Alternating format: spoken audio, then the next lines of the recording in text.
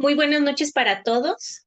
Bienvenidos a nuestra primera sesión del ciclo de conferencias que se programa dentro del Diplomado en Bioética del Instituto de Filosofía. Le damos la más cordial bienvenida a la doctora Nelly. Ella va a ser nuestra invitada el día de hoy. Muchas gracias, doctora Nelly, por aceptar estar con nosotros y compartir un momento todo lo que ha escrito y la experiencia que tiene en lecturas acerca del tema de la cuestión animal, que es un debate contemporáneo propio de la bioética, que es un debate que debemos de tener hoy en día, no solo por ser contemporáneo, sino por lo importante que resulta tras entender que los seres humanos convivimos con otros seres en la naturaleza y que desde esa perspectiva, pues ellos tienen su lugar, tienen su dignidad y hay que comprenderla desde un modo y desde una perspectiva filosófica. Como les decía, la doctora Nelly es nuestra invitada de hoy. La intención de esta conferencia y de invitar a la doctora Nelly es el diálogo con los expertos, con la intención de que podamos tener información directamente del experto relacionada con un tema relevante para la vida. Me voy a permitir presentar a la doctora Nelly desde su semblanza académica para que la conozcan. La doctora de nombre completo es Hilda Nelly Lucano Ramírez. Ella es licenciada en filosofía, es maestra en estudios filosóficos y doctora en humanidades, egresada de la Universidad de Guadalajara. Ahí mismo en la Universidad de Guadalajara labora como profesora, sobre todo en el Centro Universitario de Ciencias Sociales y Humanidades. Para los que no viven en México, el Centro Universitario de Ciencias Sociales y Humanidades es donde se ubica la Facultad de Filosofía y ahí es donde la profesora da sus clases. Aparte de ser docente del centro universitario, es directora del proyecto Animales y Praxis, es encargada también del departamento de enlace académico y hace activismo en igualdad animal, de donde es encargada de ese enlace académico. Y esta Igualdad Animal es una organización no gubernamental. Además de esto que les platico, la doctora Nelly colabora en la revista Despertar Americano, particularmente en la columna Animales y Praxis, y es autora de un texto que se dio a luz en el 2018 con el título A favor de los animales, fragmentos filosóficos contra el especismo. Entonces, bienvenida, doctora Nelly. De nuevo, muchas gracias por estar con nosotros. La doctora Nelly nos va a presentar el tema de la cuestión animal. Doctora, le indico que va a tener 40 minutos para tener un diálogo con el auditorio. Vamos a tener un relojito para que nos vayamos guiando con la exposición, con la intención de que usted nos pueda ofrecer la experiencia que tiene en el tema durante estos 40 minutos y al finalizar, pues tendremos el diálogo con el auditorio, algunas preguntas que tengan los estudiantes, incluso los que están siguiéndonos por Facebook, si tienen alguna duda o algún comentario, tendremos espacio para eso. Entonces, doctora Nelly, bienvenida y el auditorio es todo suyo. Muchísimas gracias. Pues muchas gracias, buenas noches a todos, a todas los que están por acá, a quienes están conectando a través de Facebook. Y gracias por el espacio, por la invitación a Héctor, gran amigo, muchas gracias por, creo que ya comenzarle a dar esa seriedad a la temática, como bien lo dice Yolanda, sobre la cuestión animal es importantísimo. Y pues nada, eso primero dar un agradecimiento. Algo que señalabas, Yolanda, bueno, sí, efectivamente hay un texto por ahí en el 2018. En el 2014 se acaba de publicar otro libro que, bueno, igual si les interesa en materia de derecho animal específicamente, pues está por ahí, ¿no? Se llama Miseria del Derecho, pensar de otra forma la liberación animal. Y bueno, la idea es acercarnos a estas temáticas desde un ámbito, como bien lo dijo Yolanda, filosófico. Bueno, más allá de todo eso, me gustaría comenzar señalando que hay una problemática cuando utilizamos el concepto de derecho, por una parte. Comúnmente se piensa que el derecho es una cuestión meramente jurídica. En realidad, esta palabra acredita también la cuestión moral. Es decir, podemos tener derechos morales hacia nuestros animales de compañía, por ejemplo, ¿no? Y entonces establecemos un deber, hacia ellos, ¿no? Un deber de protección, un deber de cuidado, un deber, pues, de alimentarlos, de cubrir sus necesidades en general, ¿no? Y ahí aparece un derecho moral. Este derecho moral ha sido reflexionado a lo largo de la historia por diversos filósofos, es decir, la temática es muy antigua, no es una temática actual ni siquiera es de moda, ¿no? Como muchos piensan, sino que es una temática muy, muy antigua donde los filósofos, pues, y digo filósofos porque pues en la antigüedad eran los varones los que reflexionaban, a nosotros no nos pedían, no nos permitían escribir, ¿no? Y bueno, entonces, estamos hablando que desde Pitágoras, por ejemplo, él, a través de la idea de la mentepsicosis, pues suponía que había una transmigración de las almas y entonces esta transmigración de las almas, pues suponía que cuando alguien moría, podía reencarnar en un animal, en otro animal, ¿no? Es decir, existía la versión de la comunidad de las almas, donde las almas de todos los animales, pues estaban en eso, en comunión, ¿no? Y por lo tanto, pues uno de manera este, espontánea podía, al morir, podía reencarnar en otro, en un animal, ¿no? Entonces Pitágoras comienza a prohibir a sus discípulos, según algunos textos como el de Diógenes Laercio, que es un historiador, o el de el mismo Porfirio de Tiro, que tiene un texto que se llama así, Pitágoras, pues nos revela, ¿no? Que efectivamente él prohibía a sus discípulos comer animales porque decía, bueno, si los comemos, pues estamos desarrollando un canibalismo, ¿no? Porque estamos comiendo a otros humanos posiblemente. Y de esta manera hay una tradición de esta visión del pitagorismo, específicamente la cuestión de la metempsicosis, y posteriormente en el siglo primero Porfirio de Tiro, perdón, Plutarco en el siglo primero desarrolla por lo menos tres textos que son importantísimos, que es sobre comer carne, un diálogo que se llama De Grilo, escribe en diálogo como escribía Platón, y también el otro es un tratado, y el otro tratado es sobre la inteligencia de los animales. Estos tres tratados se encuentran en un texto muy amplio que se llama Moralia. Moralia tiene un sinfín de temáticas donde Plutarco pues desarrolla sobre las riquezas, ¿no? Sobre las cuestiones de la libertad y cosas por el estilo, pero le dedica tres espacios a los animales, ¿no? Y por supuesto en Sobre comer carne es un texto y también sobre la inteligencia de los animales son dos textos que refieren a un debate con los estoicos. Es decir, los estoicos, principalmente uno de sus grandes representantes, como fue Crisipo, que vivió en la época de Plutarco, pues suponían y señalaban que no teníamos nosotros deberes hacia los animales porque los animales no tenían logos, es decir, no tenían la palabra a través de la reflexión para, pues, desarrollarla con otros, ¿no? Entonces, los estoicos suponían que, pues, por esta ausencia, pues no tenían, nosotros no teníamos deberes ante ellos, ¿no? Plutarco pues arremete con ellos, es decir, hay un debate ahí filosófico, el tema era interesante, importante, serio de ser atendido, y entonces hay un debate y arremate con ellos en el sentido de que en esos textos nosotros vamos a encontrar argumentos que incluso los movimientos animalistas siguen utilizando, pero los utilizan con nuevas evidencias, ¿no? En el siglo primero, obviamente, no existían evidencias sobre la conciencia animal, por ejemplo. Hoy tenemos una declaración, la Declaración de Cambridge, que la gesta una comunidad de neurocientíficos, neuroanatómicos, neurofisiólogos, y entonces ellos se hacían la pregunta, ¿los animales tienen conciencia? Y bueno, llegan a la conclusión hace 11 años que sí tenían conciencia efectivamente, ¿sí?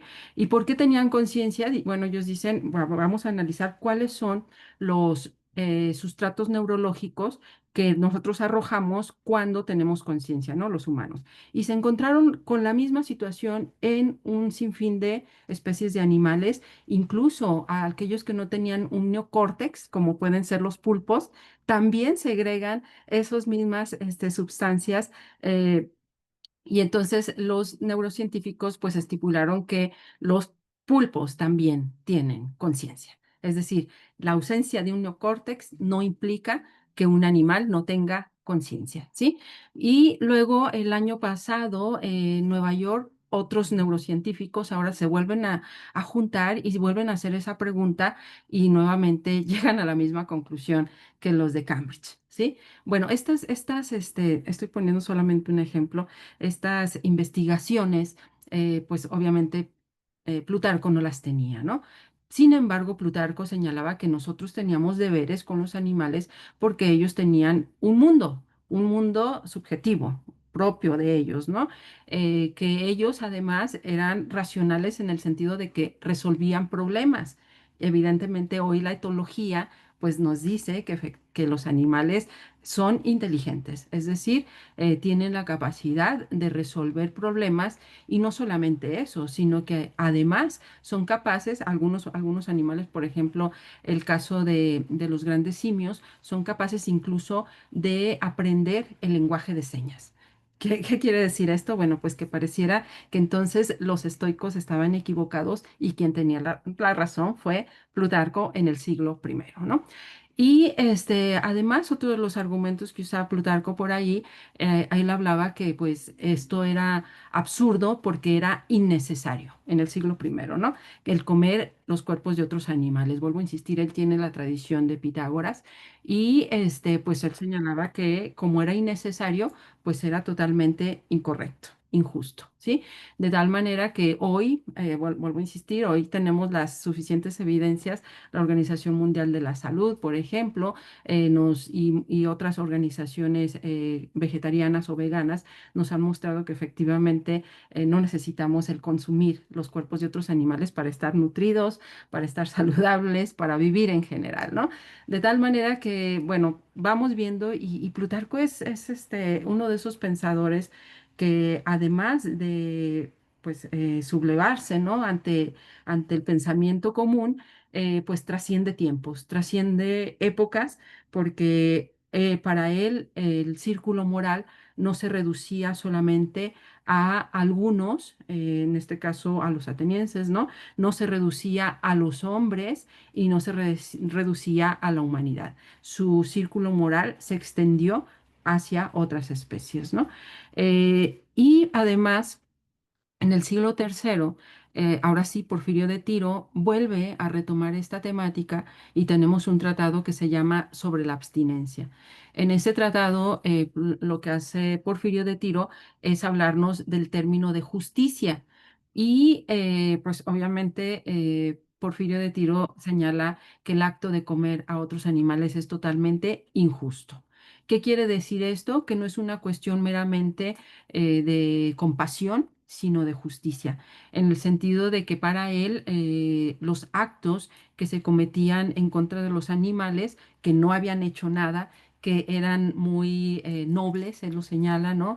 Es decir, estos animales domésticos que no nos ocasionan ningún daño, es injusto matarlos, dice, ¿no? Y además vuelve a recurrir nuevamente a Plutarco y a algunos estudios que había hecho Aristóteles, porque nosotros sabemos Aristóteles era un gran observador, algo que muchas veces se desconoce. Aristóteles, por lo menos lo que tenemos nosotros ahora, escribió más sobre animales que sobre ética, que sobre metafísica, que sobre lógica, ¿sí? De política, escribió más sobre animales. Y entonces Porfirio de Tiro recurre nuevamente a esos estudios que había hecho Aristóteles, esas observaciones, y pues nos muestra que efectivamente es injusto quitarle la vida a un animal, porque además de ser innecesario, no nos ocasionan ningún daño y por lo tanto el matarles o privarles de lo que tienen, que es la vida, pues resulta eso, ¿no? Injusto. Como podemos ver, la temática es muy antigua, es decir, es una temática filosófica, es una temática seria y bueno, pues que a lo largo de esta historia occidental, obviamente, podemos ver pensadores, ¿no? Que están ahí. ¿Qué pasa en la Edad Media? En la Edad Media no encontramos mucho. Bueno, yo a lo sumo que he encontrado es a Francisco de Asís, Francisco de Asís en Florecillas, que no es un texto que escribe él, lo escriben pues sus seguidores, ¿no? Francisco de Asís se refiere a los animales como hermanos, algo que se había negado por otros pensadores. En este caso podemos citar a Agustín de Hipona o a Tomás de Aquino. Para ellos los animales pues no son nuestros hermanos, ¿no? Porque o bien carecían de un alma que no podían trascender a este paraíso, o bien el tema de la razón vuelve a aparecer como punto medular para negar deberes hacia los animales, ¿no? Eh, pero lo que sí puedo señalar es que cuando aparece esta revolución tan tremenda que es la Ilustración, pues vuelve a resurgir esta temática. Y entonces alguien que vuelve a retomar nuevamente lo que ya había dicho Plutarco, por ejemplo, es Rousseau. Rousseau en el Emilio nos muestra que efectivamente cuando... Ustedes deben de conocer un poco a este autor. Rousseau que nos desarrolla un texto que es sobre el contrato social. Para él era muy importante la educación y entonces cuando escribe El Emilio, que Emilio es una ficción obviamente, va señalando esas etapas, ¿no? En las cuales va creciendo Emilio y que va a salir en un momento a la esfera pública, es decir, ya va a ejercer, ahora sí, ¿no? La política como tal.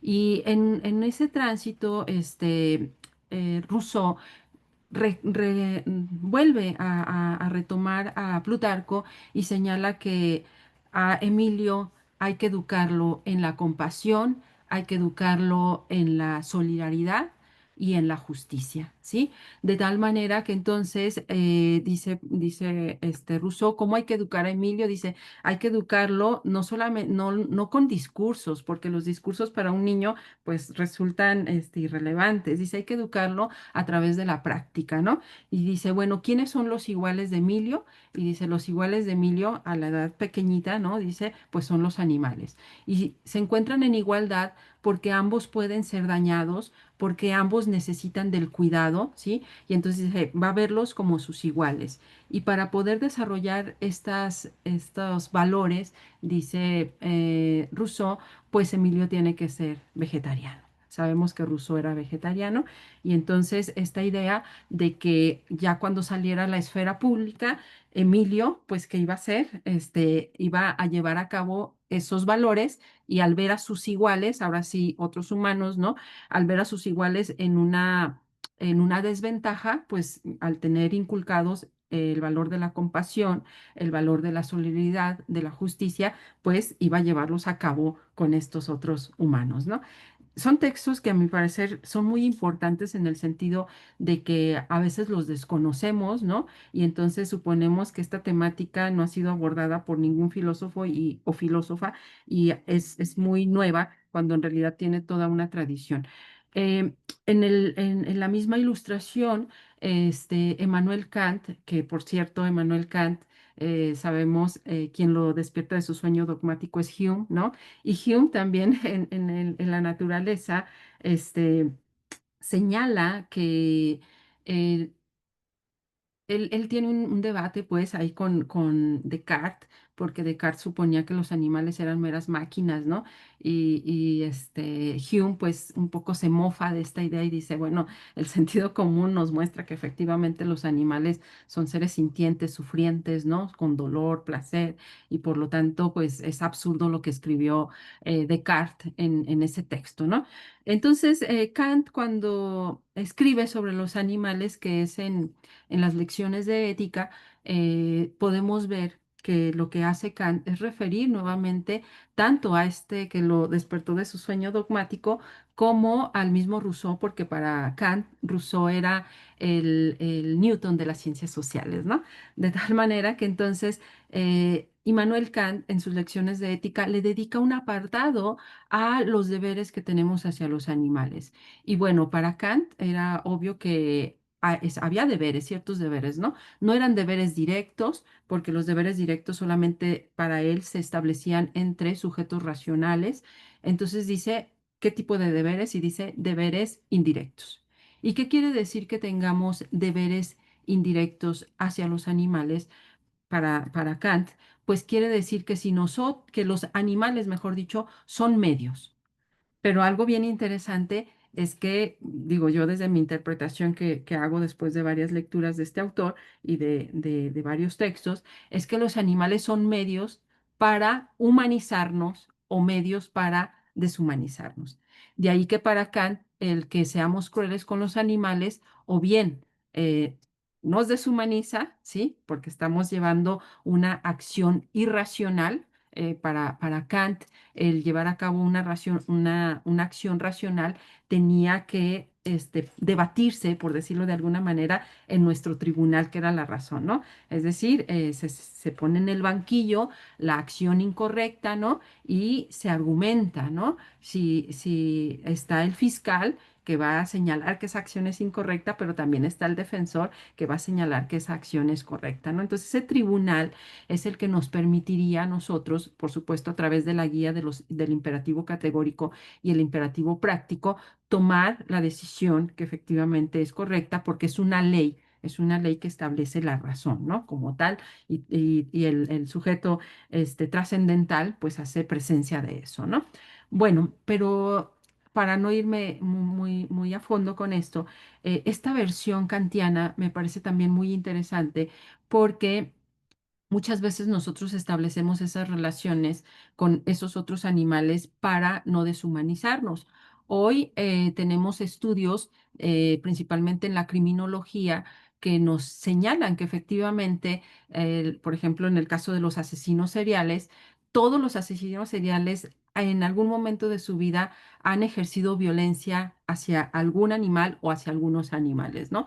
Ah, quiere decir que entonces todo aquel que ejerce violencia hacia los animales se va a convertir en asesino serial. No, no está diciendo eso. Simplemente está diciendo que existe la posibilidad, como ya lo había establecido Kant, existe la posibilidad de que esa acción pueda trascender también a nuestra especie, es decir, se pueda normalizar, ¿no? Otros estudios, los estudios de género, nos han mostrado que la violencia, por ejemplo, en el hogar, la violencia doméstica y la violencia de género muchas veces está relacionada también con la violencia hacia los animales, ¿no? De tal manera que entonces el no causarles daño a los animales innecesario, pues nos ayudaría, ¿no? A crear sociedades un poco más pacíficas o por lo menos desde la perspectiva, por ejemplo, también de Rousseau, ¿no? Más empáticas hacia nuestra propia especie si nos educamos desde tempranas edades en la compasión y en la benevolencia hacia los animales, ¿no? Bueno, y Voltaire es otro, ¿no? También Voltaire por ahí, pues escribe varios pasajes donde nos habla acerca de la importancia del vegetarianismo. Ya posteriormente, pues hablamos de Henry Salt, hablamos de Henry David Thoreau, y bueno, en realidad el mismo Michel de Montaigne en los ensayos nos muestra que efectivamente habrá que tener pues esos deberes hacia estos animales. Entonces estamos hablando, si se fijan, de derechos de los animales, pero en un sentido moral, ¿no? Es decir, el sujeto que toma esa conciencia, toma esa decisión, ¿no? Para efectivamente llevar a cabo prácticas no dañinas hacia otros animales, ¿no? Ahora bien, cuando hablamos de derechos animales en sentido jurídico, estamos señalando que estas mismas argumentaciones pues se positivan, es decir, se enmarcan, se escriben en una constitución, en un código, en una norma, ¿no? Y entonces señalan que los animales serían personas o sujetos de derecho. ¿Y por qué señalo estos dos conceptos? Bueno, lo señalo porque el concepto de persona y el de sujeto de derecho son los únicos que garantizan que alguien tenga derechos. ¿Sí? No hay otros conceptos, incluso en nuestra Constitución hablaríamos solamente de persona, porque el concepto de sujeto de derecho aún no está inscrito como tal. Sin embargo, nos ayuda a clarificar entre una persona y un sujeto de derecho. Y esto lo señalo desde tiempos antiguos, los romanos, que son los primeros que comienzan a desarrollar estos conceptos en materia jurídica, nos muestran que la persona es aquella que tiene la capacidad de ejercicio, es decir, que tiene obligaciones, ¿sí? Y tiene obligaciones jurídicas. Estamos hablando de personas adultas principalmente y casi siempre, pues en aquel entonces eran hombres, ¿no? Sin embargo, los mismos romanos señalaban que había otras personas no humanas que tenían también obligaciones. ¿Y quiénes eran ellos? Pues la iglesia, los hospitales, las asociaciones, ¿no? Las universidades, ¿no? Cuando ya en el siglo XI empiezan a ejercitar también deberes, ¿no? Entonces hablamos hoy modernamente, diríamos, es la persona física, que son los humanos, pero también las personas morales, ¿no? Que son todas estas ficciones jurídicas que existen. Sin embargo, para poder entender el caso de los niños que no tienen deberes jurídicos o de los altos deficientes mentales, ¿no? Que tampoco quizás nunca los van a tener, entonces hablamos del sujeto de derecho. Y el sujeto de derecho es aquel que tiene la capacidad de goce, es decir, disfruta de los derechos, ¿no? Y en materia jurídica diríamos, bueno, efectivamente, los niños podemos acreditarlos como benefactores, ¿no? De esos derechos, de esa protección, o los altos deficientes mentales de esa protección, aunque no tengan obligaciones jurídicas, ¿no? De tal manera que entonces los animales podrían muy bien enmarcarse dentro del sujeto de derecho, no de la persona, ¿sí? Porque los animales nunca, al igual que los altos deficientes mentales, nunca van a acreditar eso, el ejercicio jurídico como tal. No pueden tener obligaciones, ¿sí? Bueno, en términos humanocéntricos, por supuesto, lo estoy señalando esto. Ahora bien, este derecho jurídico, pues para nosotros resulta muy problemático por dos cuestiones. Una, que a mí me ayuda mucho Marx y por eso les recomendaba este texto de Miseria del Derecho, pensar de otro modo la liberación animal, porque en ese texto hago un recorrido, pues, de los problemas que surgen dentro del marco jurídico para negar a los animales el estatuto o de sujeto de derecho, en este caso, ¿no? O cierta personalidad. Y entonces, cuando hablamos de estos derechos jurídicos, se problematiza porque en el ámbito jurídico no se hace una ciencia del derecho. Lo que se hace, en el caso de los animales, lo que se hace más bien para negar que estos acrediten o gocen de los derechos, más bien lo que se hace es una ideología del derecho. Hans Kelsen escribió un texto que se llama Teoría pura del derecho y ahí él hace ciencia del derecho, ¿no? Incluso él lo que quiere hacer es depurar al derecho, pues, de todas esas cuestiones arbitrarias, ¿no? De toda esa metafísica, de todas esas cuestiones ideológicas y dice, vamos a hacer analítica y lógica y entonces Hans Kelsen, pues, llega a la conclusión de que nosotros podemos establecer deberes, como lo hacemos con los niños, hacia los animales, ¿no? Es decir, hacia todo aquello que nosotros le demos un valor. Y esto es importantísimo porque en los marcos jurídicos mexicanos, pues no se hace eso. Se hace una ideología. Estamos bien enmarcados en la ideología humanocéntrica y entonces nos es impensable, y lo digo nos es porque formamos parte de esta sociedad, nos resulta impensable que los animales puedan tener derechos, derechos jurídicos me refiero, ¿sí? Y esto es una cuestión. Otra cuestión que Hans Kelsen no revisó, pero que sin duda estaba ahí presente en sus textos, no desarrolló, es la que se iba a desarrollar luego Karl Marx. Miseria del derecho, pensar de otro modo, la liberación animal, hace referencia a este otro texto de Marx que se llama Miseria de la filosofía, donde él hace una crítica a Joseph Proudhon, ¿no? Y esta crítica principalmente es porque las categorías en el ámbito de la economía política, pues se usaban de manera acrítica, como si fuesen leyes naturales. ¿sí? Es decir, como si fuesen incuestionables, ¿no? Bueno, y él, por supuesto, su crítica a la economía política ya la conocemos, ¿no? Es sumamente importante y sumamente seria, rigurosa la que lleva a cabo Marx. Bueno, yo digo, ¿qué pasa con el derecho, no? Pues con el derecho sucede lo mismo.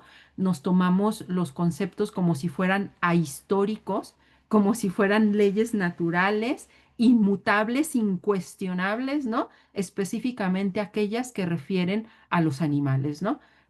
¿A qué categoría me estoy refiriendo específicamente? Bueno, me refiero a la categoría de cosa o de res. El concepto res en latín se traduce como cosa, es muy antiguo y se le ha impuesto a los animales en los marcos jurídicos, específicamente en los códigos civiles. Y entonces nosotros revisamos los códigos civiles de nuestro país, tanto el federal como el estatal, en este caso en Jalisco, y nos damos cuenta que efectivamente los animales en el código civil aparecen como cosas, como propiedades, como bienes, bienes muebles, bienes inmuebles, etcétera, ¿sí? De tal manera que entonces pareciera que esta categoría no se puede criticar, pareciera que es incuestionable, ¿no? Sin embargo, existen las suficientes evidencias para señalar que el concepto de cosa en el marco jurídico ha cambiado. En qué situación? Bueno, los esclavos en la antigua Roma estaban categorizados como cosas, como propiedades, como bienes, bienes muebles, ¿sí? De tal manera que entonces eran comparados muchas veces con los animales, de tal forma que entonces esta categoría de res o de cosa que se le impuso a los esclavos cambió. Y entonces llegó el momento en que efectivamente esos esclavos dejaron de ser cosas para ser, en este caso, personas, ¿no? En los marcos jurídicos. ¿Por qué no puede pasar lo mismo con los animales? Es decir, cuando ya tenemos evidencias de que son conscientes, sintientes, emotivos, etcétera, etcétera, ¿por qué no pueden acreditar? ¿Por qué? Entonces, ahí está la ideología del derecho, ¿no? Además, dentro de ese mismo marco jurídico, pues existe un problema que Marx identificó muy bien y es que efectivamente, pues el marco jurídico está íntimamente relacionado con el modo de producción en el cual se instale, ¿no? En este caso, nos estamos en el capitalismo y obviamente la economía que genera, o mejor dicho, las riquezas que genera el uso y abuso de animales es tremendo. Y entonces los marcos jurídicos dicen, no, ¿verdad? ¿Cómo les vamos a dar derechos a los animales? Imagínense, ¿verdad? Y entonces comienzan a hablar de que se van a perder los empleos, de que ya no vamos a tener riquezas, de que no sé cuántas, ya no vamos a producir y no sé cuánto. Y el mismo Marx, cosa bien interesante, el mismo Marx en algunos pasajes del Capital nos dice, los teóricos nos hablan de la esclavitud en su cara bonita, ¿verdad? Pero nunca nos hablan de su cara fea. Es decir, nos hablan de su cara bonita y nos dicen, es que necesitamos la esclavitud porque pues trae riquezas, porque esto que estaba diciendo, ¿no? Genera y produce cosas, ¿no? Bueno, pues sucede lo mismo con los animales.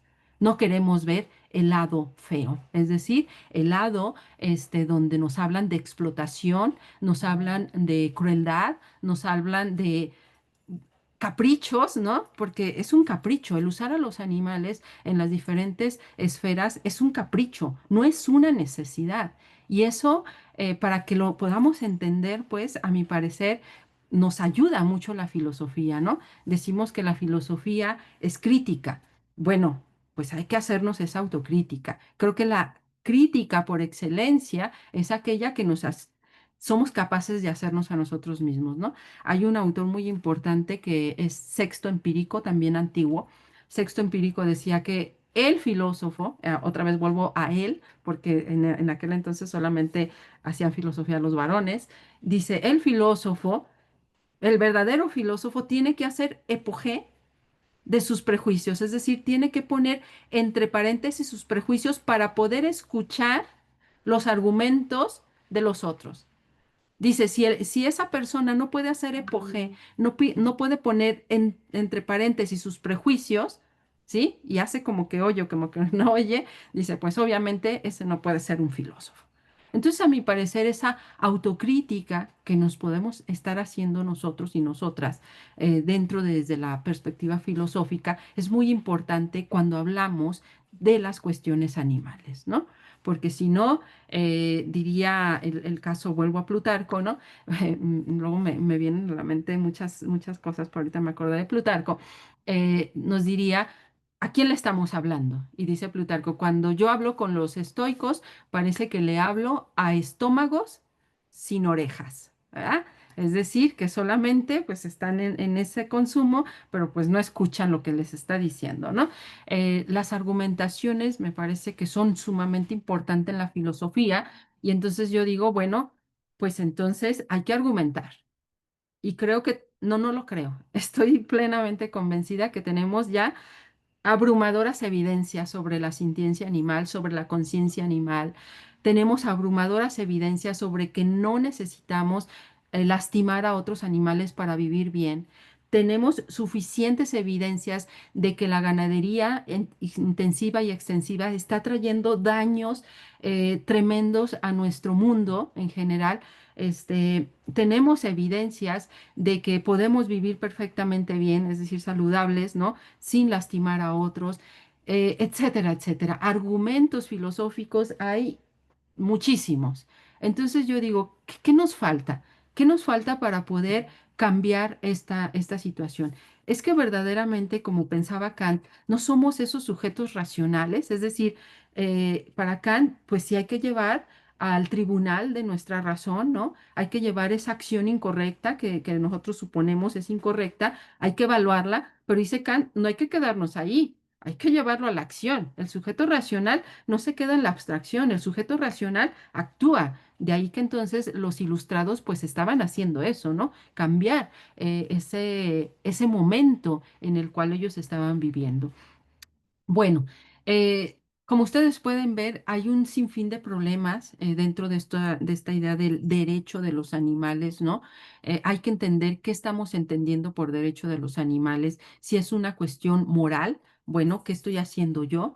Pero si es una cuestión jurídica, bueno, ¿cómo podemos cambiar estos marcos jurídicos? A mí me queda claro que es una empresa tremenda, ¿no? Querer acreditar a los animales como sujetos de derecho o personas dentro del capitalismo. Me parece que es una empresa tremenda. A lo que podemos llegar quizás es a regular un poco esa situación. De ahí la importancia, entonces, las prácticas de los sujetos, de los que hacen reflexión filosófica y pueden cambiar esta situación, ¿no? De manera individual y luego, por supuesto, de manera más colectiva, ¿no? Estaríamos señalando eso. Ahora bien, bueno, estoy ya, si no mal recuerdo, como 8 minutos, Héctor. ¿Sí? Bien. Bueno, todavía Ocho tengo. minutos con 20. Ocho minutos Bien. con 20, doctora. Muy bien, entonces sigo. Eh, algo muy importante que decir, nosotros paulatinamente en el marco jurídico como humanos nos hemos ido integrando, ¿sí? Es decir, primero solamente eran los hombres libres atenienses, los que estaban dentro del marco jurídico protegidos en sus derechos y por supuesto con esas obligaciones, ¿no?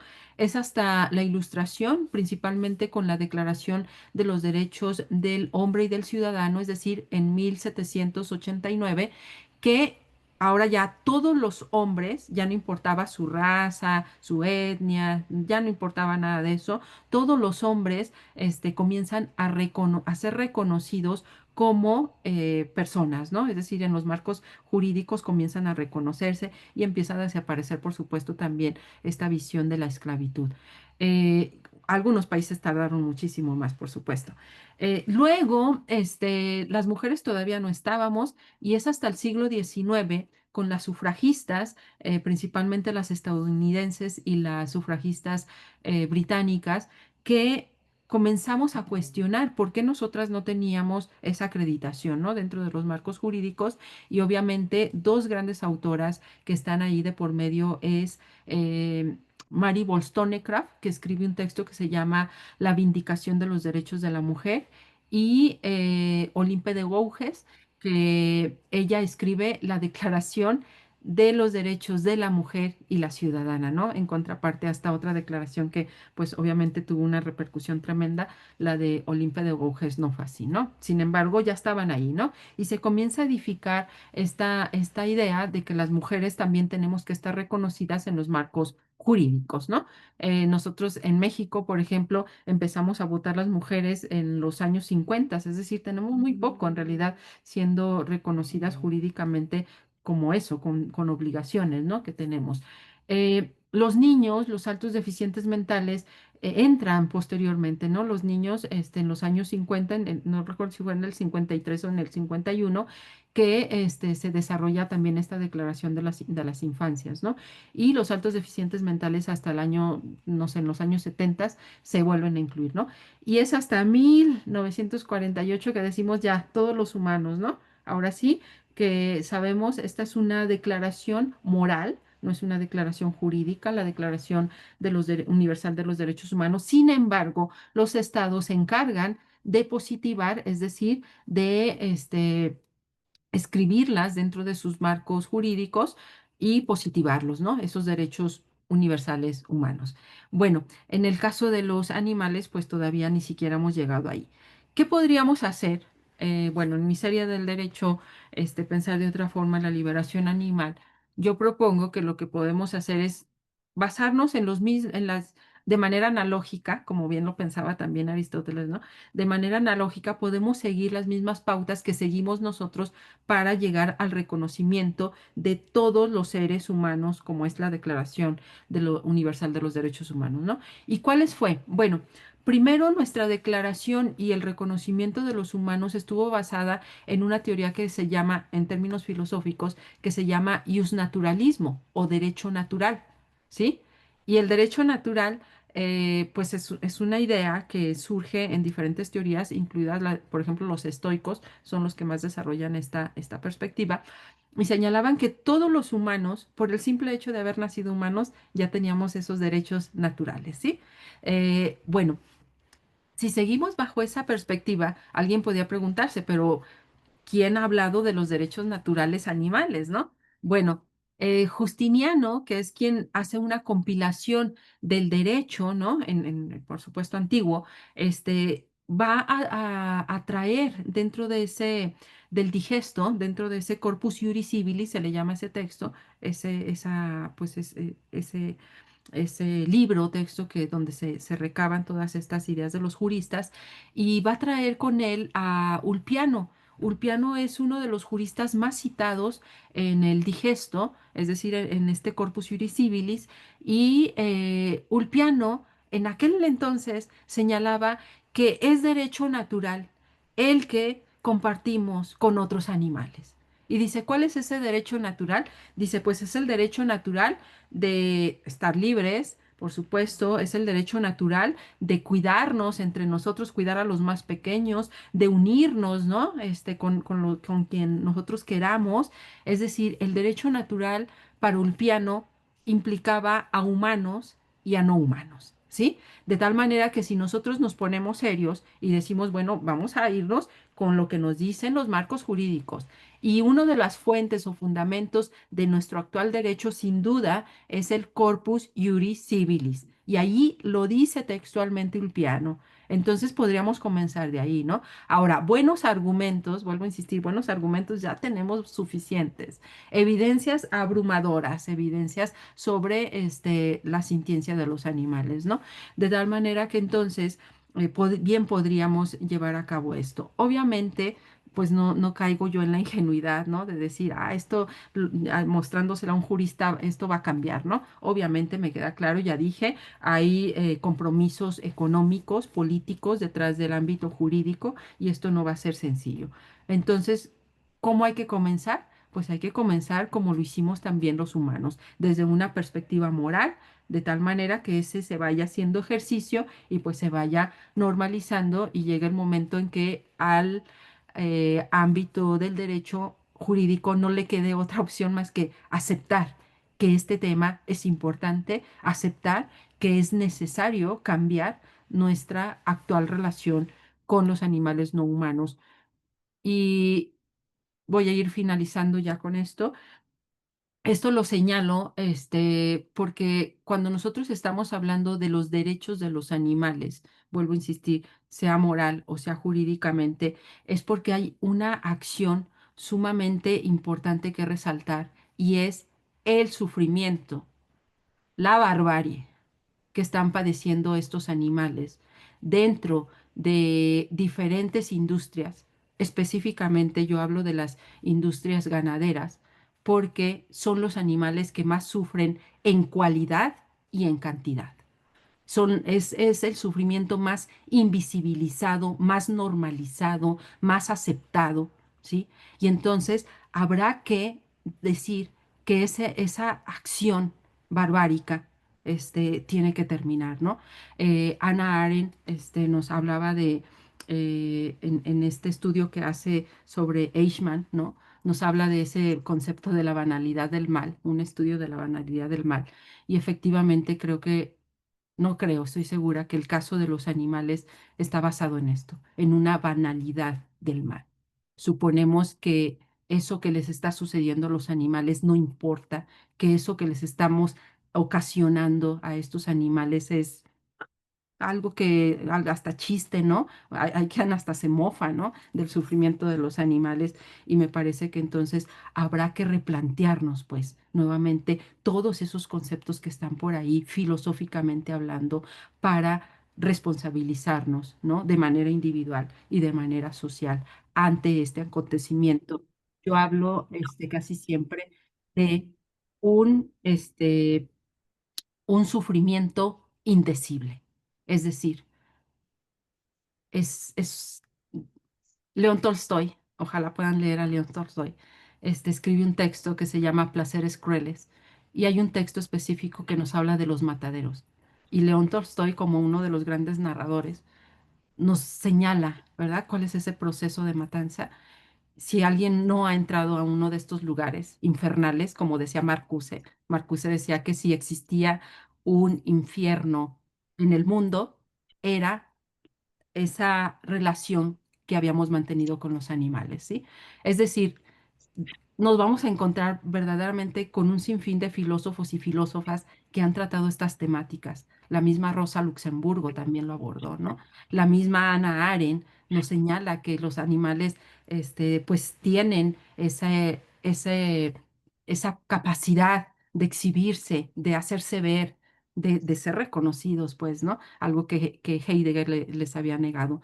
Y bueno, en síntesis, hablar del derecho de los animales, sea en sentido moral, sea en sentido jurídico, implica una responsabilidad.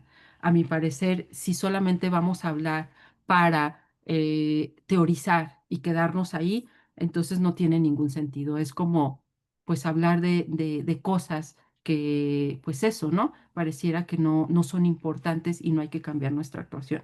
Si vamos a hablar de eso, es porque verdaderamente nos lo vamos a tomar en serio y porque vamos a cambiar, ¿no? Esas cuestiones. Finalizo. Este, eh, Marx señalaba en su onceava tesis a Feuerbach, los filósofos y filósofas en este caso, ¿verdad?, se han dedicado a teorizar el mundo. De lo que se trata es de transformarlo. Y yo estoy totalmente de acuerdo con él. Muchas gracias.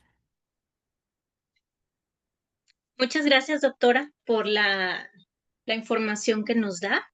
Vamos a dar paso a el espacio de preguntas y respuestas con la doctora. Les voy a pedir a los que están por Zoom que vayan levantando su manita para de manera ordenada estarles dando el espacio para que puedan preguntarle a la doctora los cuestionamientos que les resulten de esto que nos está hablando ella o bien de los textos que revisamos. Y doctora, tenemos también reacciones en redes sociales.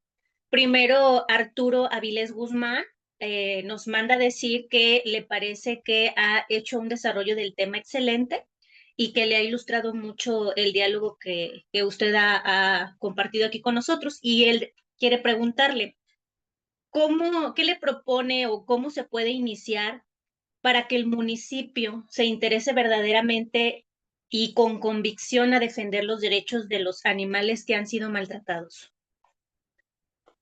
Bueno, en este caso, a lo único que podemos recurrir es a crear leyes anticrueldad. Vuelvo a insistir, en el marco jurídico todavía no podemos hablar de derechos de los animales porque estos no están categorizados ni como personas ni como sujetos de derecho. Alguien puede decir, pero están categorizados como seres sintientes. Bueno, esa no es una categoría, en realidad esa solamente es una descripción.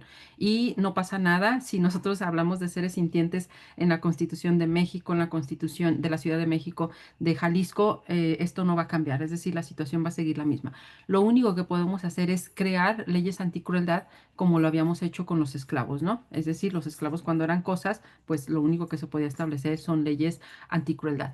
Ahora bien, esas leyes anticrueldad pueden tener un efecto, en este caso, para delimitar nuestra conducta, pues por supuesto, ¿no? Porque si hablamos que en los marcos, en los códigos penales, las sanciones son muy altas, pues obviamente el maltratador, pues quizás va a detenerse esa conducta, ¿no? Porque pues no va a querer ni ir a la cárcel ni pagar alguna multa muy alta, ¿no? Entonces, eso puede ayudar, por supuesto, que exigirle a los municipios que incrementen, en este caso, las penalidades, ¿no? Tanto a nivel penal como a nivel civil, para que pues la conducta de esas personas pues cada vez sea más regulada. Necesitamos también, creo yo, un brazo ejecutor. Lamentablemente a veces ni siquiera tenemos pues quien pueda ejecutar ese tipo de normatividades y creo que también se puede exigir eso.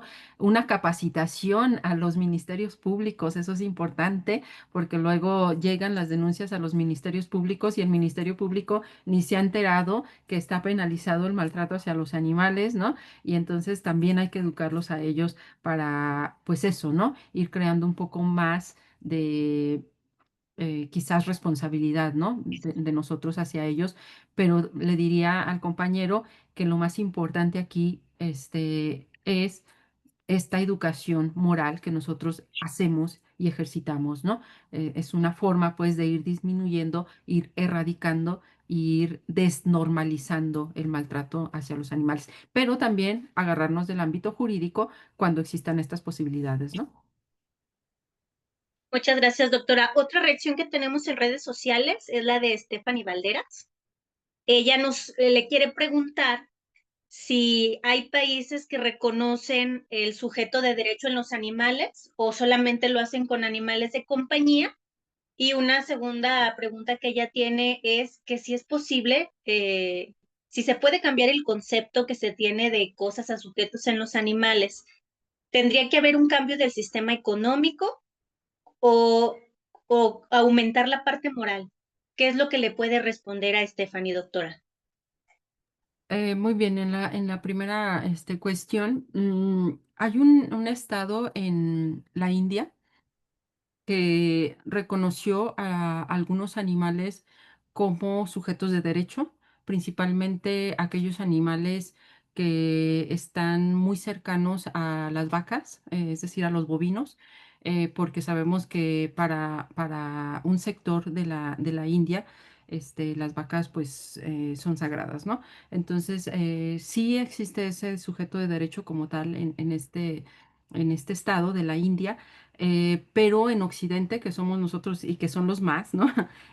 No existe. Sin embargo, ha habido casos muy específicos donde se ha categorizando a individuos, no la especie en general, a individuos como personas no humanas. Y es el caso en Argentina de Sandra y Cecilia, que son dos homínidos que a partir del habeas corpus, la jueza a la que le llegó el caso las libera, porque estaban una en un zoológico, las liberan y pues les otorgan esa categoría de ser personas no humanas, ¿no? De tal manera que pues acreditaban pues la perspectiva de la protección jurídica. Perros y gatos no están protegidos en el sentido de que sean sujetos de derecho. Perros y gatos están protegidos en el sentido de que nosotros tenemos más deberes hacia ellos.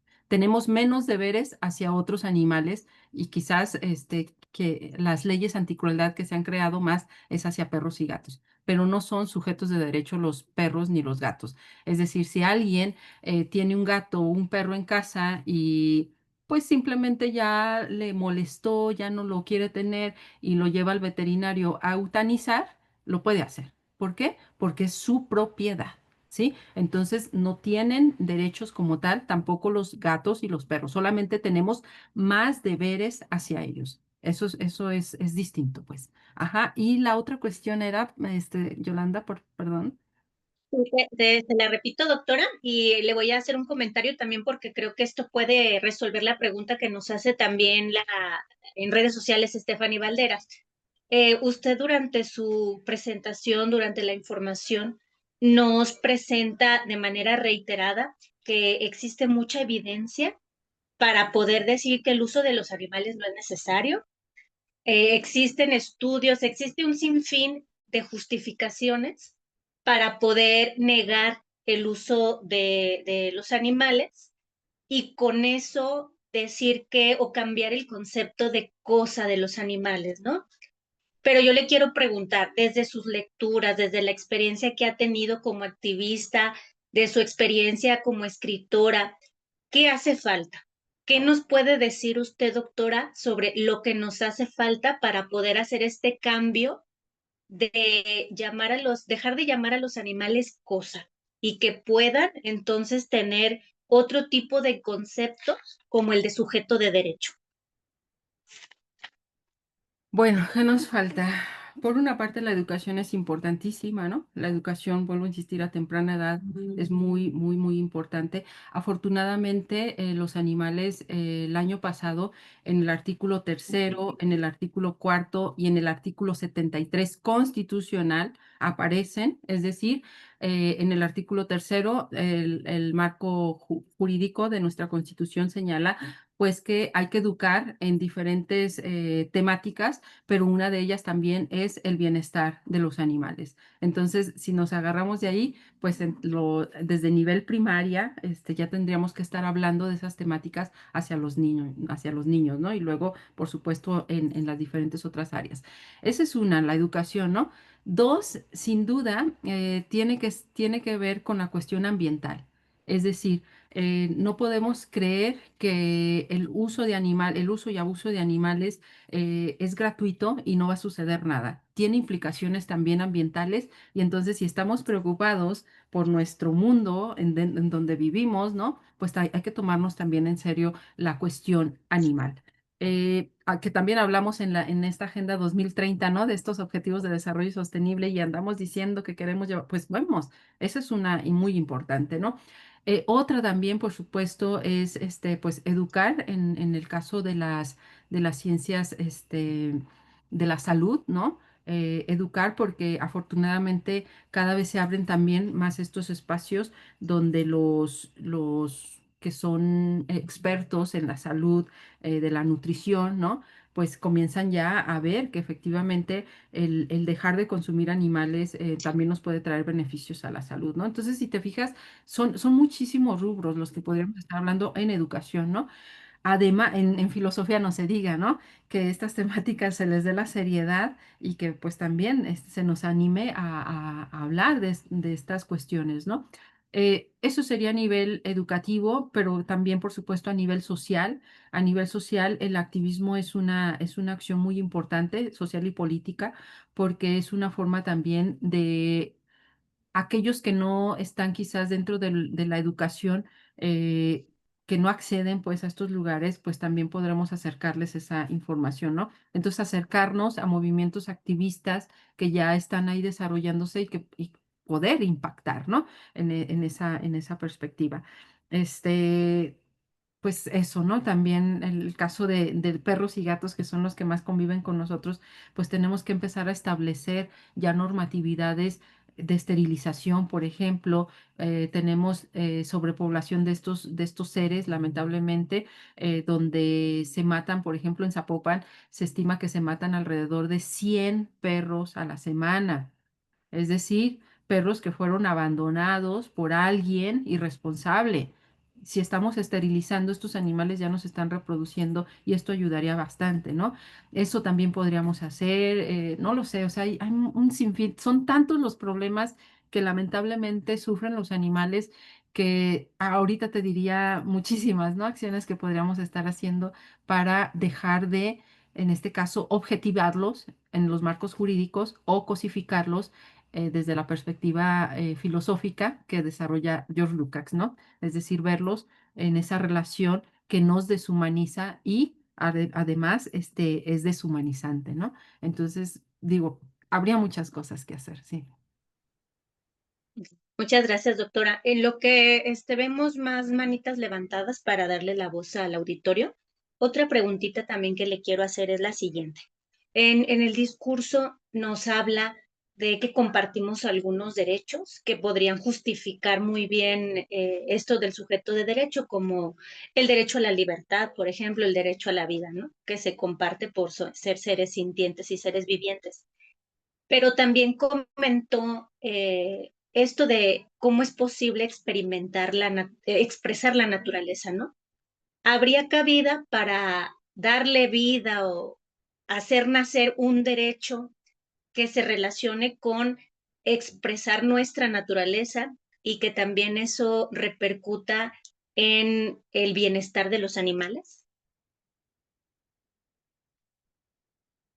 A ver si entiendo un poco la pregunta. ¿Te refieres a que existe un derecho como podría ser un interés, el desarrollar un interés o el desarrollar una capacidad?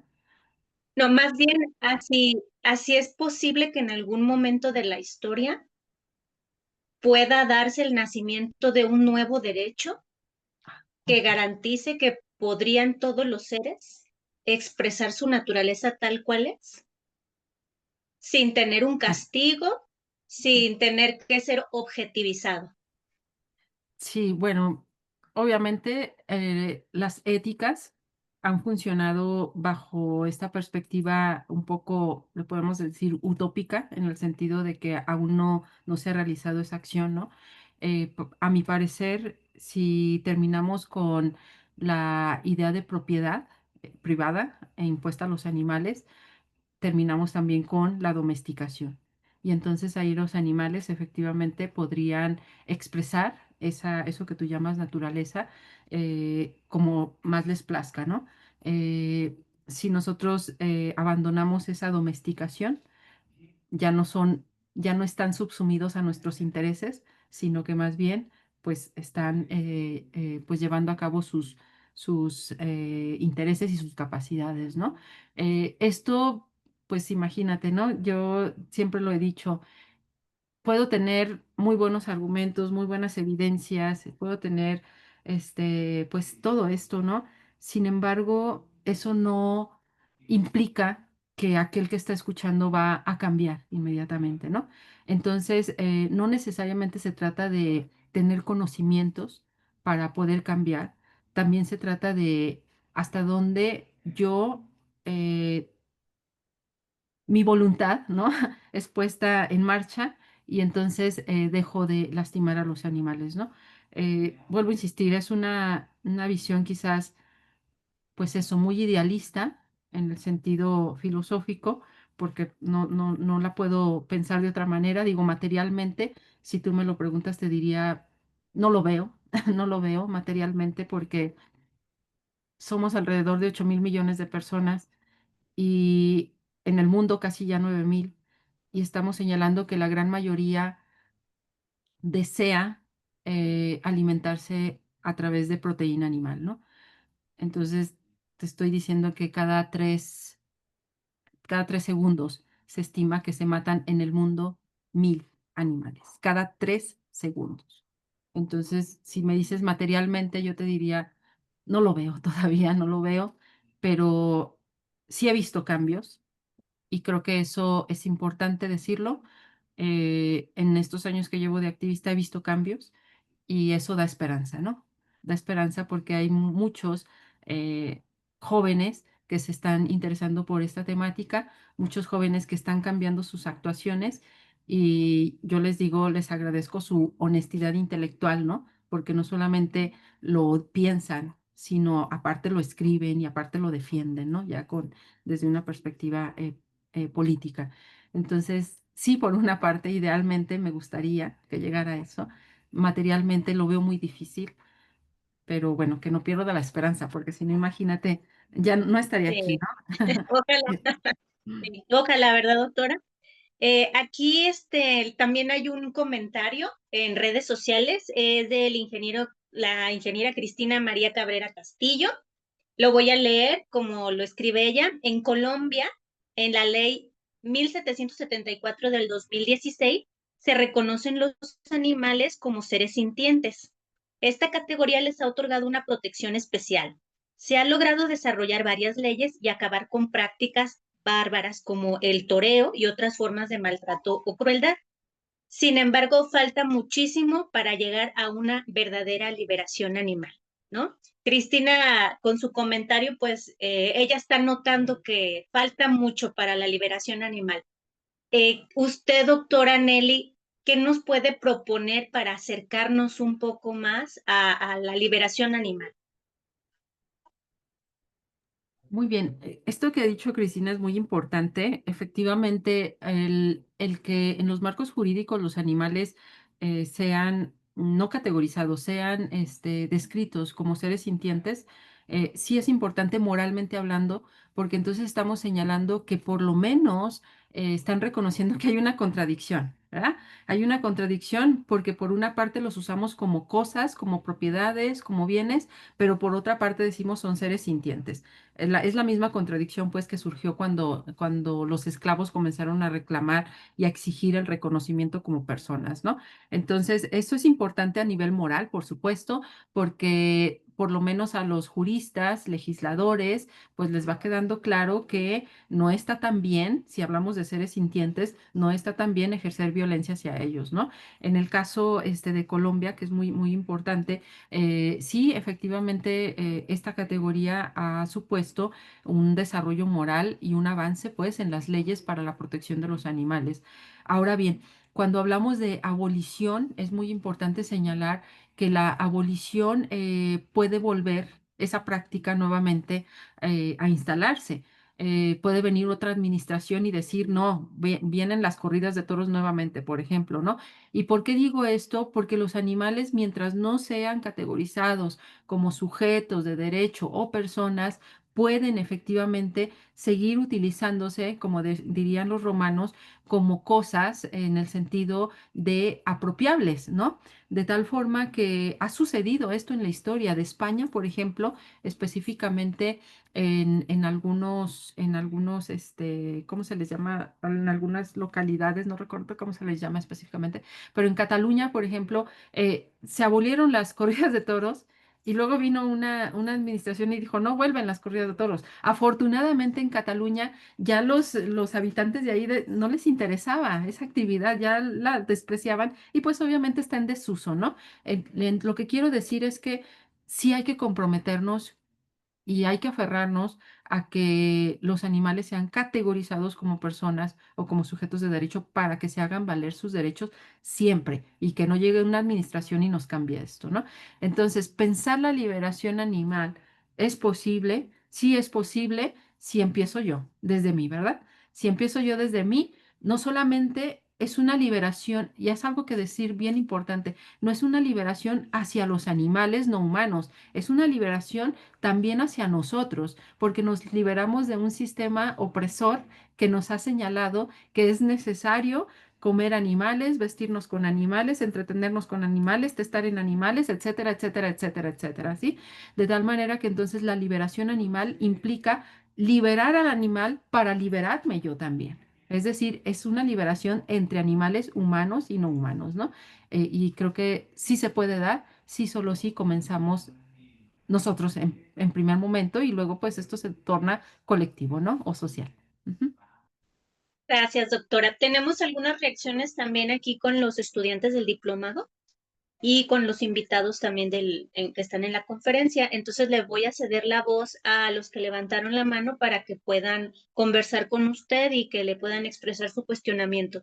Entonces, Flor Rodríguez, tienes la palabra, por favor. Gracias, Yoli. Doctora Nelly, pues muchas gracias por su plática. Estuve leyendo algunos de sus textos y me gustaron mucho. Muy interesante desde la filosofía. Eh, y es que todos estos temas, bueno, al menos a mí me vienen muchas cosas a la cabeza, ¿no? Yo hasta ahorita estaba pensando y dije, ¿y si nos quitan a los humanos el derecho de comer animales? ¿No? Como diciendo, que los humanos no podamos comer carne por lo menos solamente una vez a la semana, ¿no? Pero bueno, y también es interesante porque, em, o sea, yo pienso que, o soy muy idealista y a veces me cuestiono en por qué llegar a darle, o sea, por qué es necesario que los animales tengan derecho, o sea, sí, les tengamos que dar el nombre de persona o sujetos de derecho. O sea, ¿qué necesidad de hacer eso cuando solo podemos respetarlos, ¿no? O sea, o sea, como diciendo, es necesario darles estos títulos jurídicos para respetarlos, ¿no? O sea, es como que tenemos que llegar a eso, ¿no? Porque pues no sé, ¿no? Como el caso de Sandra, ¿no? Que fue todo pues hasta expertos de diferentes lugares y que no sabían qué hacer. Entonces, o sea, era necesario, hasta que no le dieron el nombre de persona, le llamaron persona, no la pudieron, o sea, ¿era necesario todo eso? Esa es una pregunta, o me gustaría su comentario. Y otra me gustaría, o sea, ¿cuáles serían los derechos fundamentales que se les debería de otorgar a los animales? ¿O cuáles cree usted que son, o tú, sí, cuáles crees que son los derechos fundamentales? Así como a lo mejor dos, tres derechos que todo animal debería de tener pues para que tengan una vida digna igual que nosotros, ¿no? Entonces, bueno, digo, hay muchas cosas que tengo en la cabeza, pero eso sería como mi comentario y mi pregunta. Sí, muchas gracias, Flor. Bueno, pues mira, cuando se habla de los derechos de los animales, no implica que entonces te vamos a quitar a ti el derecho de alimentarte. No, o sea, el derecho a alimentarte lo vas a tener, porque efectivamente necesitamos alimentarnos para vivir.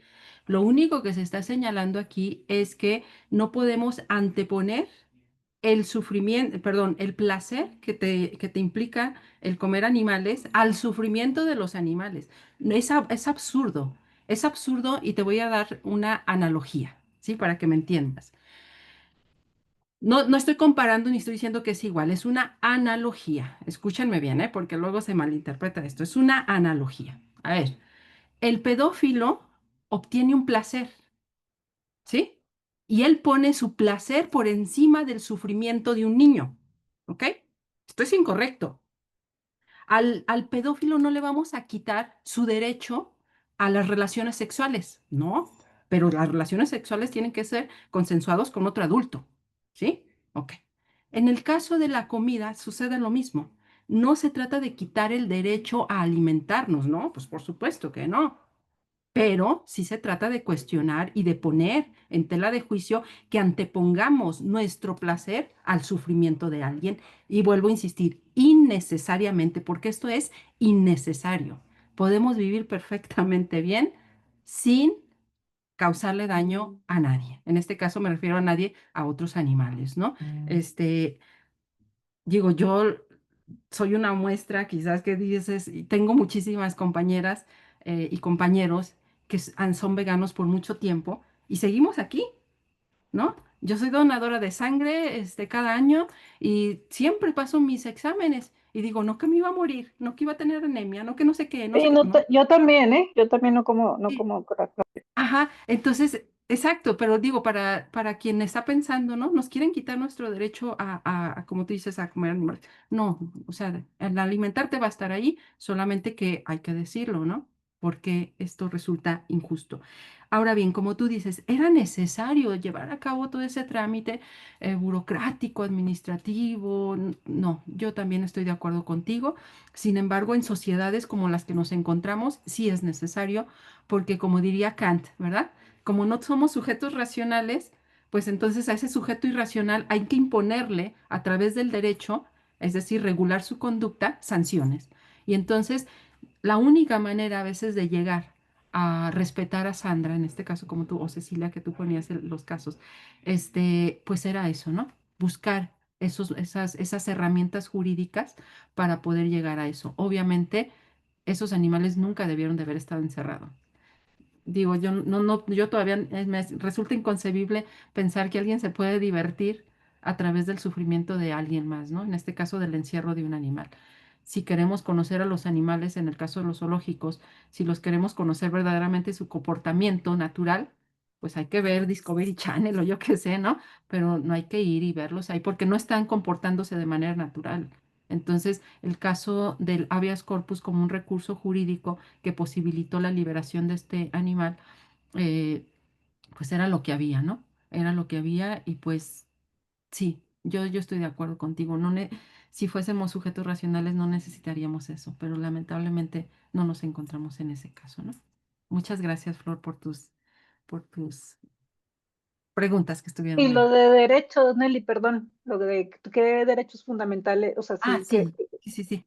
Bueno, pues el derecho fundamental que tenemos nosotros, que compartimos y que deberíamos de compartir con ellos, sin duda, es el derecho a la vida. Y este implica el derecho a la libertad, libertad de decidir, ¿no?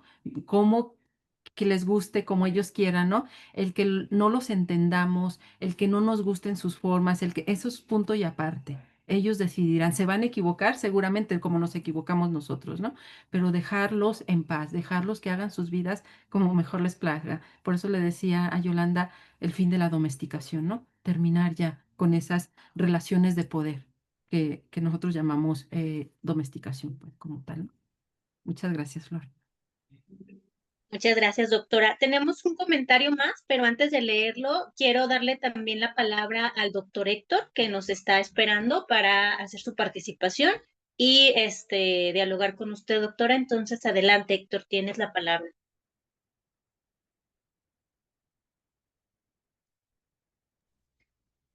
Bueno, ahí me escuchas, Nelly.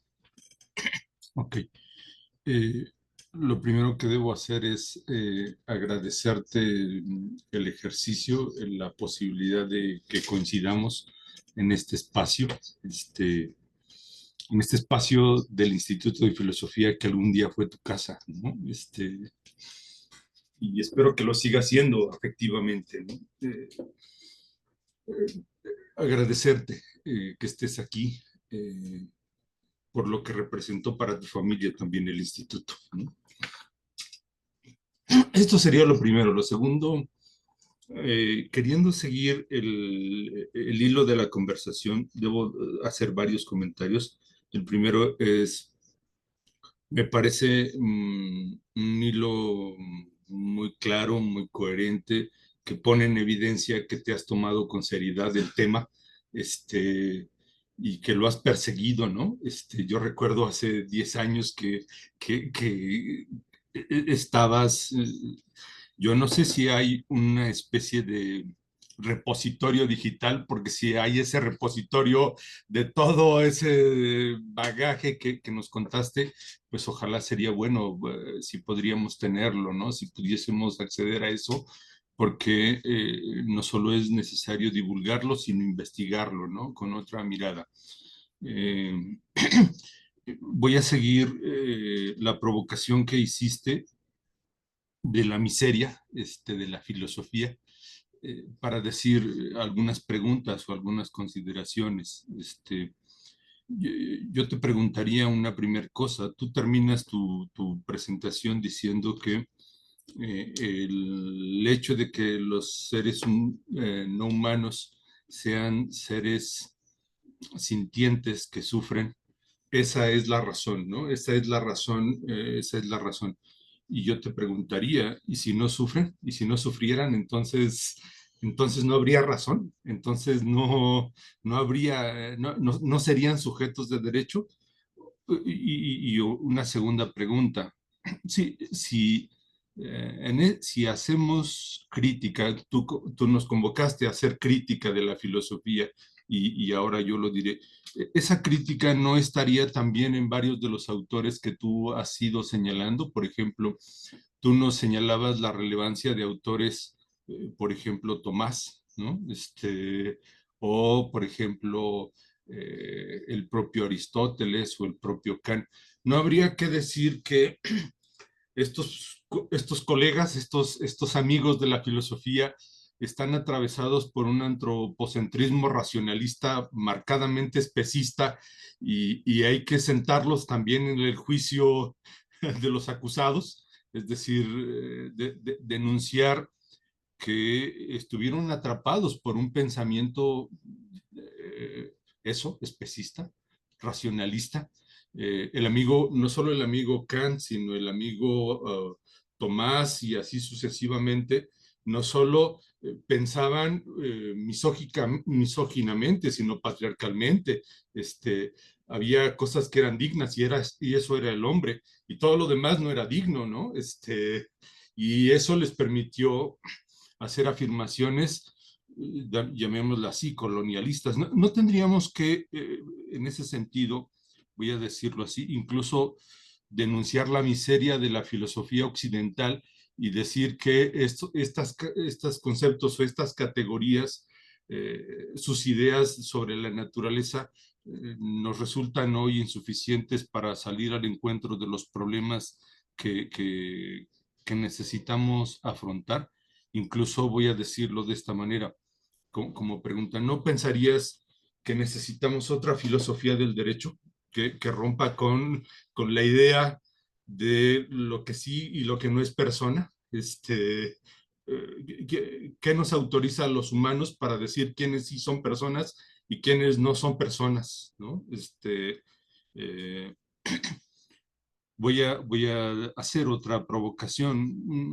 Esa miseria de la filosofía, Nelly, ¿no estaría también en el pensar filosóficamente solo desde Occidente y no establecer diálogos o puentes de filosofía intercultural? Tú señalabas el caso de la India. ¿Por qué no fundamentar otro mundo posible con otras filosofías como esa o filosofías africanas? O voy a ir no más lejos, las filosofías de los pueblos originarios, donde eh, el problema de los derechos de los animales no existe. ¿Por qué no existe? Porque en la gran mayoría de los pueblos originarios es bien sencillo, los animales son sujetos. Los animales son sujetos y no andan elucubrando si lo son o no lo son. Y último comentario, ¿no sería importante, Nelly, que te lo planteo como pregunta, pensar una filosofía en una perspectiva decolonial? ¿Y a qué me refiero? Que critique no solo el especismo, el antropocentrismo, sino las relaciones existentes entre eso y patriarcado, entre eso y capitalismo, ¿no? Y cómo justificamos, por ejemplo, muchas cosas sin reconocer, por ejemplo, cosas que tú decías, ¿no? El consumo irresponsable de carne nos representa problemas significativamente ecológicos, ¿no? Solo habría una cosa más grave que el consumo de carne, la existencia de tantos humanos, tú lo decías, ¿no? Algo sería más sencillo que no consumir carne, que nosotros desapareciéramos, que los humanos dejáramos de existir, ¿no? Eso solucionaría el problema. ¿Por qué? Pues porque hablamos hoy de límites ecológicos, pero no hablamos de límites sociales, ¿no? Bueno, ahí como algunas, solo para decir de las miserias de la filosofía, no sé bueno, queriendo dejarme atrapar por esta provocación que tú nos haces. Y te reitero mi gratitud por haberte dejado estar aquí, este espacio. Muchas gracias, Nelly. Gracias, Héctor. No, no, de verdad, la agradecida soy yo siempre que se abren espacios en lugares donde efectivamente, supongo yo, estamos haciendo apogeo, es decir, poniendo entre paréntesis nuestros prejuicios y escuchando al otro, me parecen estupendos, ¿no? Eh, lo primero que has señalado, hay que decirlo, en el caso del sufrir, es muy importante, es una experiencia que tenemos los animales, específicamente que poseemos sistema nervioso central, de tal forma que entonces siempre que haya sufrimiento, pues tiene que haber ese reconocimiento del otro. Si no sufrieran, pues serían lo que Descartes suponía, ¿no? Meras máquinas, y los animales no son eso. Por lo tanto, la categoría de sufrimiento, al materializarse, encarnarse en los cuerpos de humanos y no humanos, es lo que nos permite el reconocimiento de los otros. Tú hablas de diferentes movimientos, y estos movimientos surgen a partir de esa exigencia de exigir que pues sean reconocidos porque sufren, ¿no? Y eso me parece pues que no, vaya, si no sufrieran los animales, pues serían cosas, ¿no? Serían eso. Y eso es lo que comúnmente pensamos.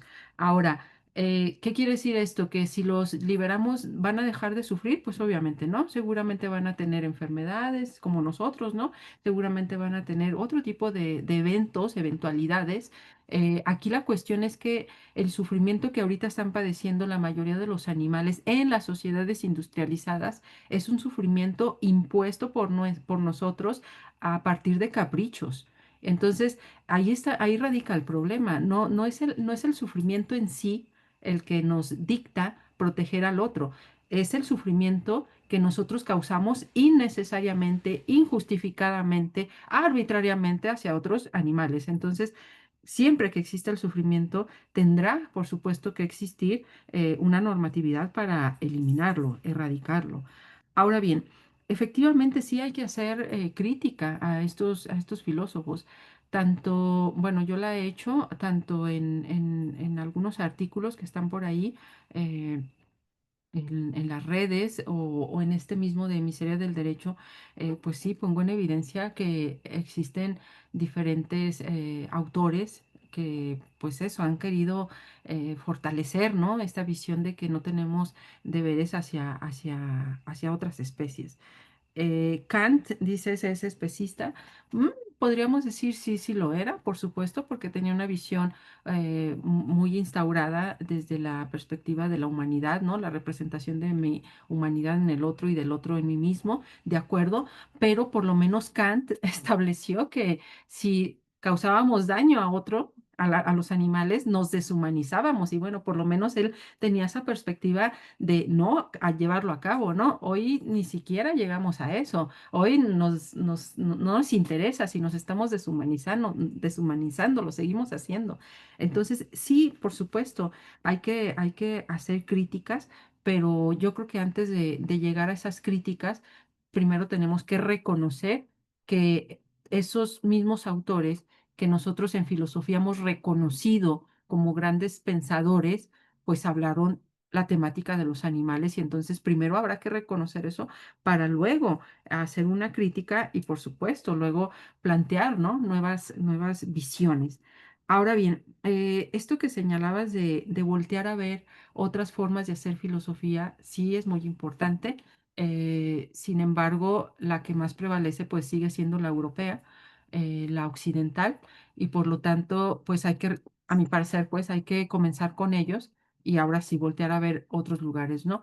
Hay un texto que creo que es el que estabas haciendo referencia cuando señalabas que para algunos pueblos originarios, como puede ser los tojolabales, que es el de Carlos Deckendorf, si no mal recuerdo, creo que ese es el que estabas señalando, pues él dice, ¿no? Que los tojolabales no hablan de los animales como si fuesen cosas, sino incluso no tienen el concepto de cosa, ¿no? Todo tiene un lajan, un corazón, ¿no?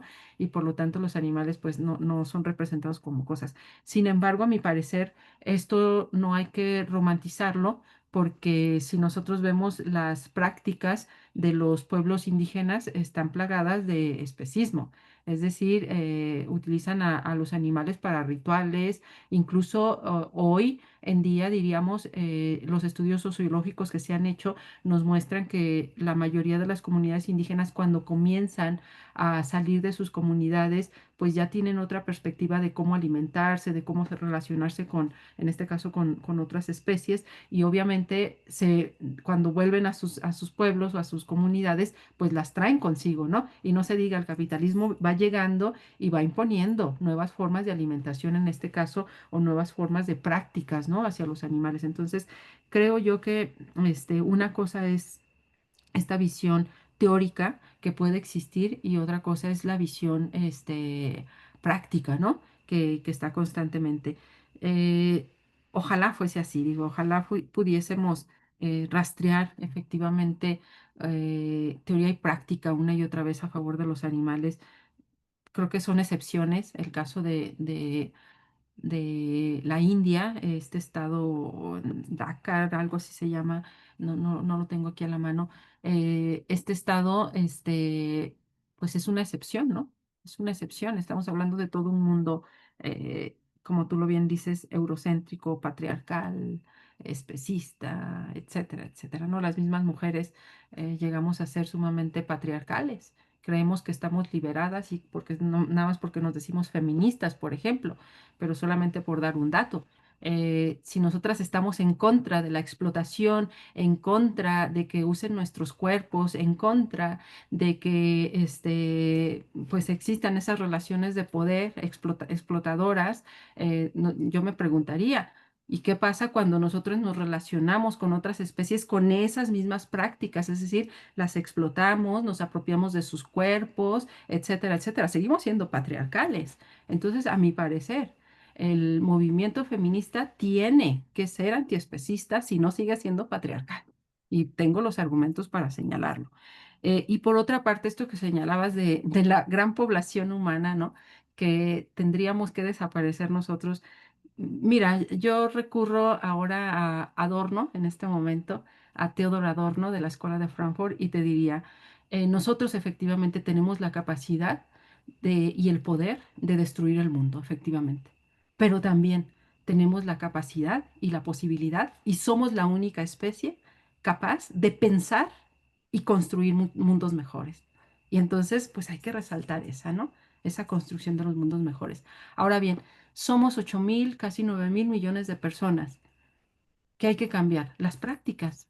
Eso hay que cambiar. No se trata de una cuestión de población. Ahorita, en este momento, podríamos estar alimentando a todos los humanos si nuestra alimentación estuviese basada principalmente en plantas. Podríamos estar subsanando todos esos problemas. Entonces, no es tanto una cuestión de la población, desde la perspectiva de Malthus, ¿no? No es tanto eso, sino más bien de cómo estamos sobreproduciendo y sobreconsumiendo, ¿no? Es decir, nos estamos acabando por decirlo de alguna manera, los recursos naturales, pero por las prácticas que llevamos a cabo. Entonces, más bien hay que cambiar nuestros estilos de vida, hay que cambiarlos. Y eso posibilitaría, por lo menos, pues que este mundo que compartimos con otros humanos y no humanos, pues sea un poco más justo, ¿no? Donde no sean unos los que pagan las consecuencias y los caprichos de otros, ¿no? Creo que un poco por ahí, y pues sí te voy a tomar la palabra. En algún momento me voy a poner a investigar, pues, estas otras visiones que están por ahí y quizás espero escribir algo sobre lo mismo, ¿no? Muchas gracias, Héctor. Gracias, doctora. Voy a pasar el comentario que tenemos en redes sociales. Es también de Stephanie Valderas.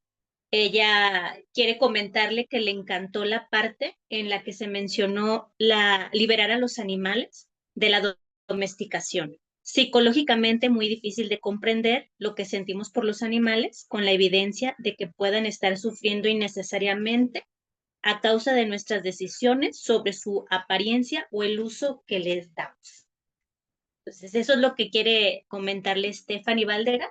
Y para ir cerrando, quiero hacerle una última pregunta para dar paso a las conclusiones. En el transcurso del diplomado en debates contemporáneos, una de las cosas que más ha llamado la atención de los estudiantes y que ha generado más diálogo es la cuestión de la deliberación acerca de dilemas bioéticos. Entonces, quiero preguntarle, doctora, con su experiencia y con la preferencia que usted tiene sobre este tema de la cuestión animal, ¿ha tenido alguna experiencia que nos pueda contar sobre su participación en algún caso de deliberación de la cuestión animal? ¿Y cuáles serían los puntos claves de la deliberación en torno a la cuestión animal, doctora? Muy bien. Bueno, algo que sí me gustaría aclarar es que no se antropomorfiza a los animales cuando se habla de que los animales tienen emotividades, tienen decisiones, sufren, etcétera. No se están antropomorfizando, más bien lo que estamos haciendo es una zoomorfización con Z-O-O. Es decir, todos somos animales y por lo tanto, ante estructuras anatómico-fisiológicas similares, pues obviamente comportamientos similares. Por lo tanto, no es que se antropomorfice a los animales, sino que somos todos animales y compartimos experiencias similares, ¿no? Entonces, creo que hay que entender eso, pues que somos todos animales y por lo tanto, nuestros comportamientos son muy similares, ¿no? Eso digo un poco para que no se piense, pues, que veo a un gato que, no sé, tiene comportamientos de alegría y digo, ah, está feliz, ah, lo estás antropomorfizando. No, es una zoomorfización. Vuelvo a insistir, son formas animales, ¿sí? Porque ante estructuras fisiológicas, anatómicas, neurológicas, incluso similares, pues comportamientos similares, ¿no? Bueno, eso es por una parte. Y esto que acabas de decir, mira, sigo, soy activista desde hace, no sé, 30 años. Eh, Empecé con perros y gatos, efectivamente. Teníamos un proyecto donde íbamos campaña tras campaña haciendo campañas de esterilización gratuitas. Eh, no sé si los liberamos, no lo sé. He sido activista, nos hemos parado afuera de los zoológicos, de los circos, de las corridas de toros. No sé si eso ha ayudado a liberar animales. El proyecto en el cual ahorita me encuentro, Animales y Praxis, veo estudiantes que cambian sus formas de alimentarse y se comprometen. No sé si eso ha liberado animales. Eh, Tengo compañeras antiespecistas muy valiosas y hacemos pues otro tipo de cosas, campañas, firmamos cosas, enviamos, no sé si eso ha liberado animales. No lo sé, lo que sí te puedo decir es que los animales me liberaron a mí y yo estoy agradecidísima con ellos, tengo una deuda enorme con ellos y pues nada, que la que ha salido ganando soy yo, porque de lo que estoy orgullosa en toda mi vida, en toda mi existencia, es haber dejado de lastimar a otros y defenderlos. Ojalá nunca hubiera sucedido esto. Ojalá nunca hubiese existido el especismo, ¿verdad? Sin embargo, existe y yo te diría que los que me han liberado en realidad son los animales a mí. No sé si yo he liberado a alguno, no lo sé, pero mi compromiso es lograr eso, ¿no? Lograr eso a través de les compañeros que están alrededor y pues todos ustedes que quizás en algún momento digan también, basta, ya no más, ¿no? No lo sé.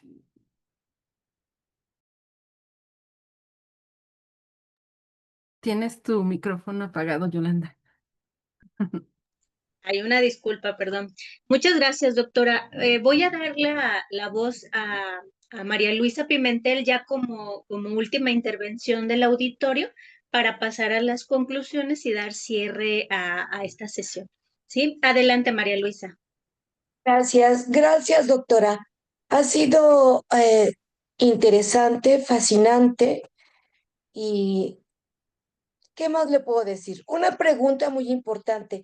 ¿Cómo podemos hacer para regular y disminuir el uso de animales de laboratorio? Por ejemplo, los ratones. Los ratones, con ellos hacen muchas investigaciones que supuestamente van a servir a humanos, cuando el resultado ni siquiera se puede traspolar a los humanos. ¿Qué podemos hacer para regularlos? Porque al principio de las tres R's ni siquiera le hacen caso. No lo conocen la mayoría de los investigadores. ¿Cómo le podemos hacer, doctora? Sí, muchas gracias. Seguramente, María Luisa, has leído este texto. Tengo acá. Y si no, te lo recomiendo, si te interesa esa temática, se llama Matanza de Inocentes. Y este autor es un investigador, Gracias. es un científico que efectivamente esto que tú has dicho es una realidad. La ciencia que testa en animales y los usa para, según ellos, encontrar la solución a nuestras enfermedades es todo un fraude, es todo un fraude. Y entonces él lo muestra, él fue investigador por mucho tiempo, pero obviamente luego cambia esto, ¿no? ¿Cómo hacerle? Pues efectivamente una de las prácticas importantes es primero que se eliminen estas prácticas absurdas dentro de los lugares educativos, ¿no? Es decir, que ya no se permita hacer ese tipo de prácticas, esa es una. Otra podría ser, sin duda, pues promover el uso de otros modelos modelos que sirven efectivamente, como pueden ser los tejidos o las células madre o estos modelos, ¿no? Que pueden ayudar a reemplazar a los animales, es decir, irlos quitando de esa idea de que pues los necesitamos. Sí podemos hacer mucho, yo creo, en todas las materias.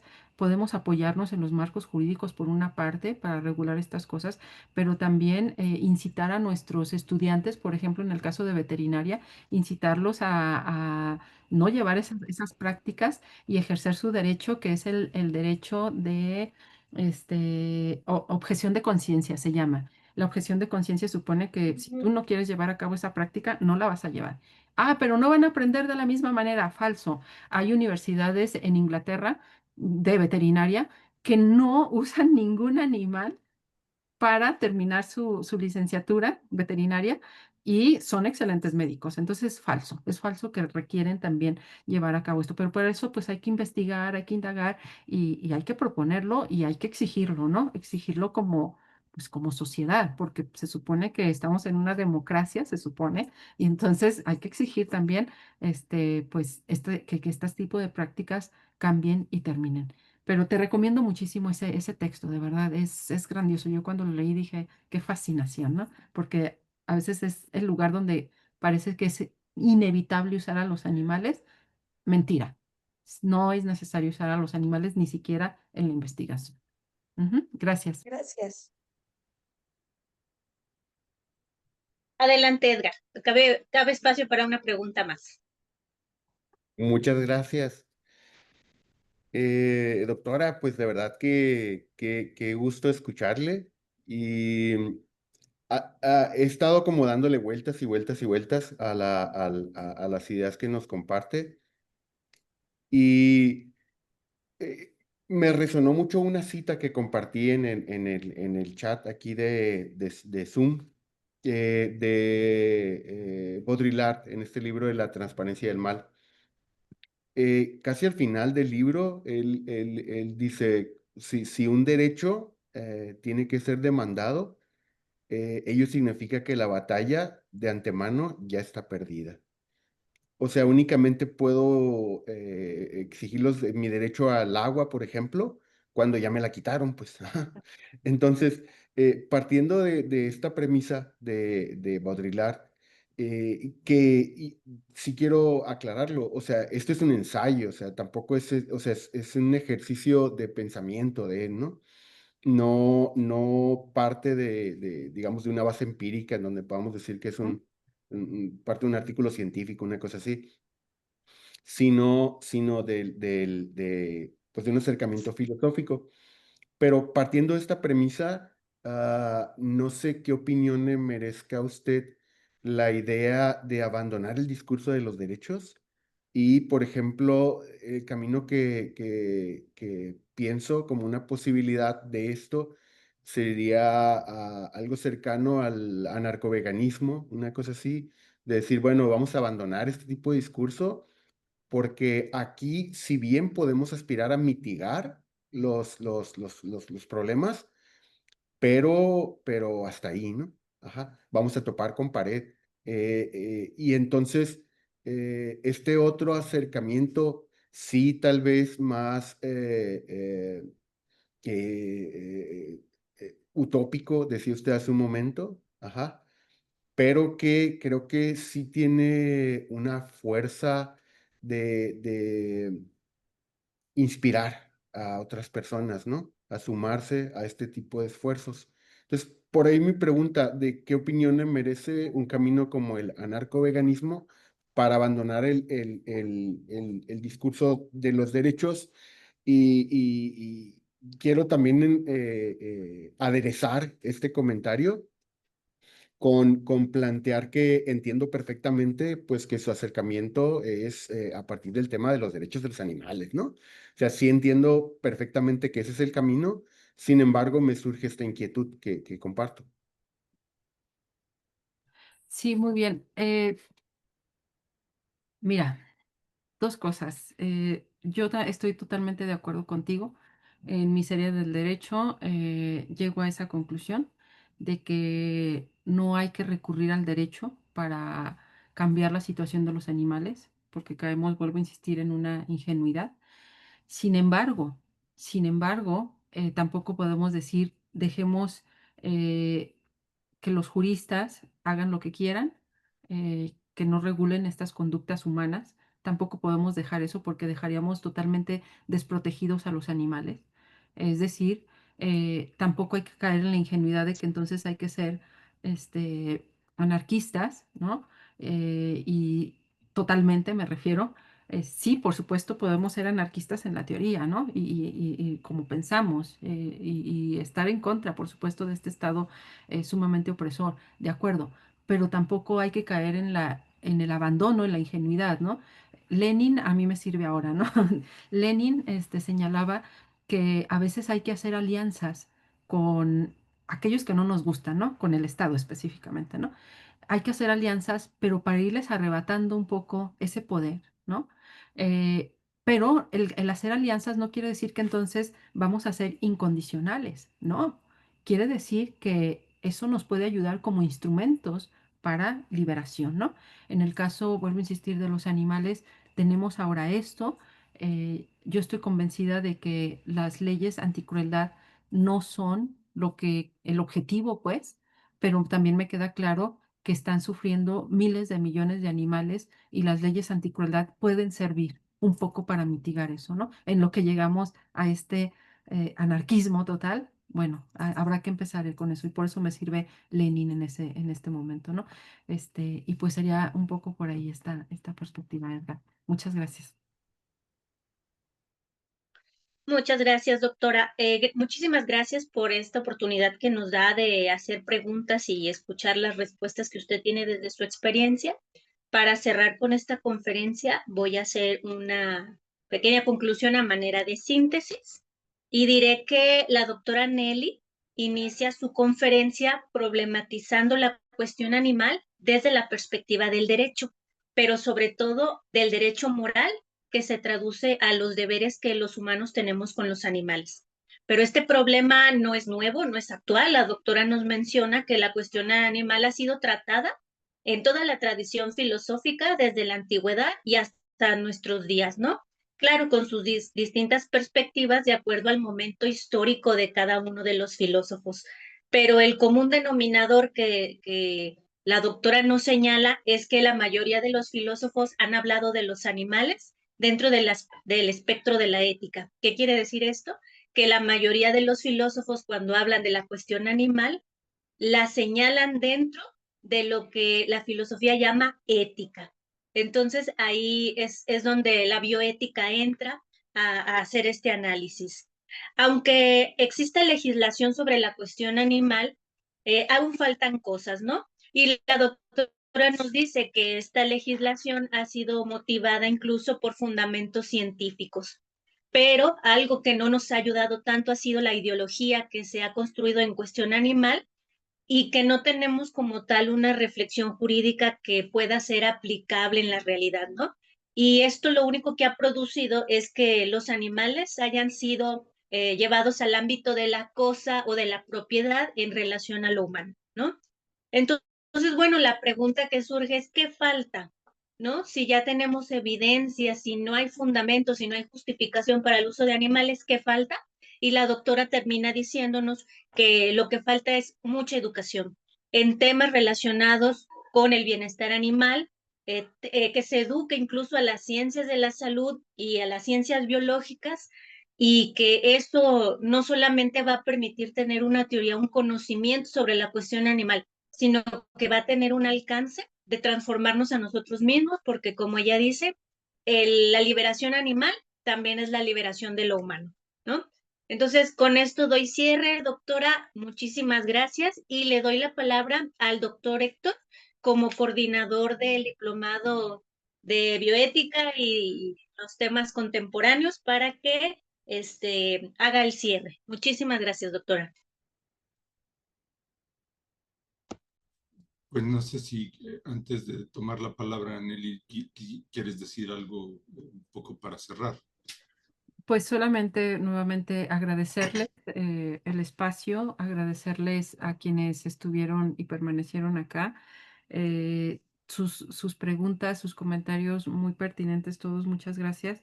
Y bueno, pues eso, ¿no? Incitarlos a continuar con dándole esta seriedad a esta temática.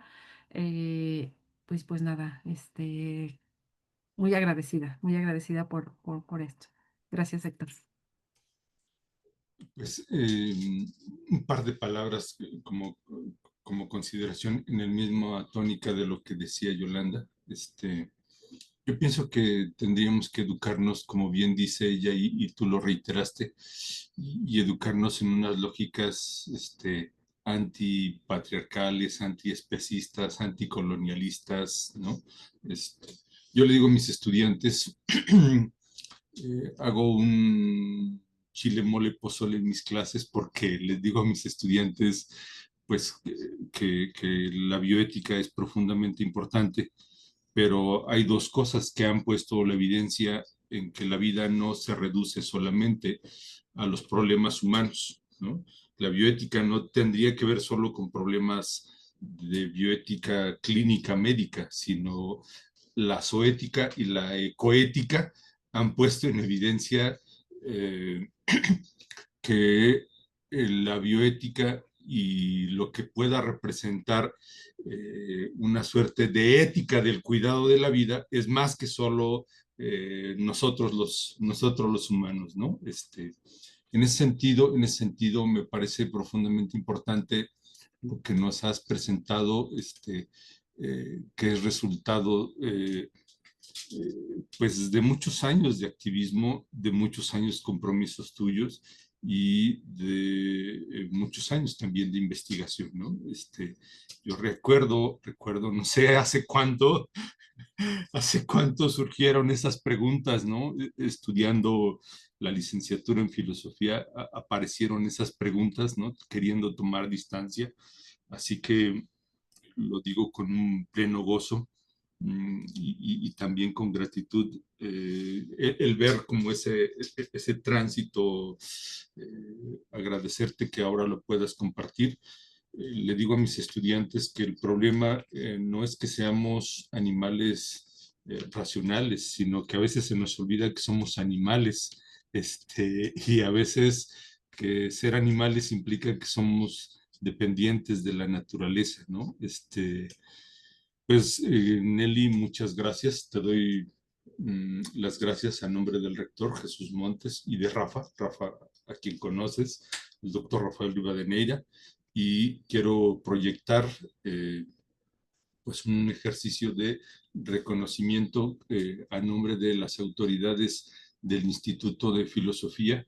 Leo, Instituto de Filosofía, otorga la presente constancia a la doctora Hilda Nelly Lucano Ramírez por su participación como conferencista en el ciclo de conferencias Dilemas bioéticos contemporáneos en tiempos de incertidumbre, con la conferencia Bioética y la cuestión animal, y firmamos quienes somos profesores de este programa y tu servidor. Y por supuesto también está una constancia por el ejercicio que ha hecho mi colega y amiga, la maestra Yolanda. Pues a ambas, muchas gracias. Y por supuesto, muchas gracias a quienes nos han acompañado aquí, mi colega y amigo también, el doctor Madrid, profesor de este programa, a quienes participan en el programa de bioética del instituto y a quienes nos han seguido en estas redes sociales, incluyendo Jaime, que que está conectándose. Un saludo, un saludo. Y pues muchas gracias, Nelly. Un abrazo con plena gratitud. Gracias, buena noche a todos y a todas. Esperamos vernos pronto. Hasta luego. Muchas gracias. Gracias.